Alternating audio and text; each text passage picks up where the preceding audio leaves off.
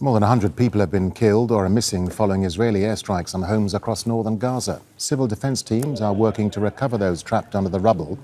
These latest attacks follow a series of strikes across the Strip on Thursday that killed at least 120 Palestinians. Al Jazeera's Tareq Azzoum joins us live from Deir al-Balah in central Gaza. Tareq, so more than 100 Palestinians killed yesterday, now over 100 killed or missing today. These are horrific numbers, Tareq. Just bring us up to date with what's been happening.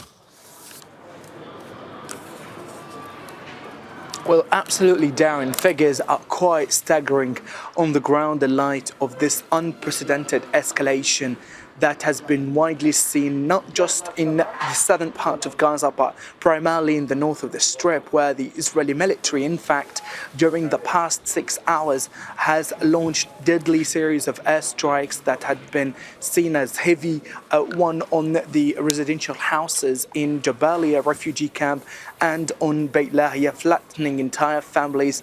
And till now, initial medical reports suggest that more than 100 Palestinians have been killed or missing in these areas, where the process of their evacuation has been seen very complex due to the intensity of bombardment and lack of equipment.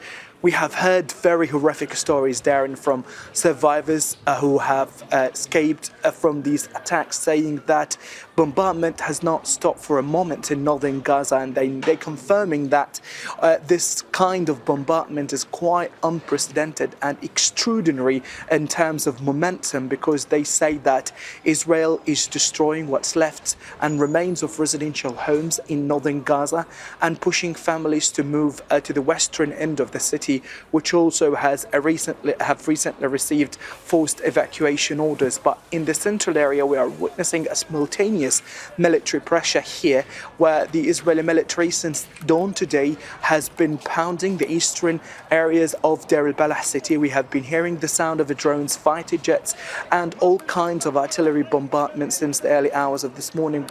The ground is categorically shaking with every single explosion, spreading a very pervasive sense of fear and panic among all Palestinians here, because they believe that Gaza, all areas here, have been simultaneously subjected to intense bombing campaign, which has been seen by many to be the ultimate military pressure they have seen since the war began in October 2023.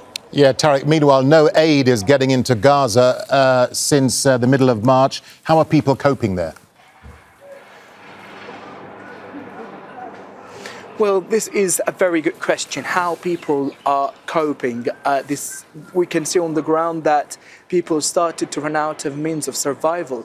In other words, we can say that they completely ran out of all aid that they managed to store over the course of the past few months, and they started recently to rely on community kitchens. Now these community kitchens started to shut down its services across the Gaza Strip due to the depletion of food stocks, and Gaza's barely functional hospitals have started to run out from essential pharmaceutical warehouses and drugs, where civilians have been struggling in order to get their medication, and many wounded people have sustained their injuries, in a sign that Gaza is experiencing a multi-layered complex humanitarian crisis that has been obviously engineered by the Israeli military by a political will, which is using humanitarian aid as a weapon of war and to get more political concessions from the other conflicting parties. So Gaza right now is witnessing a very pressure cooker of despair,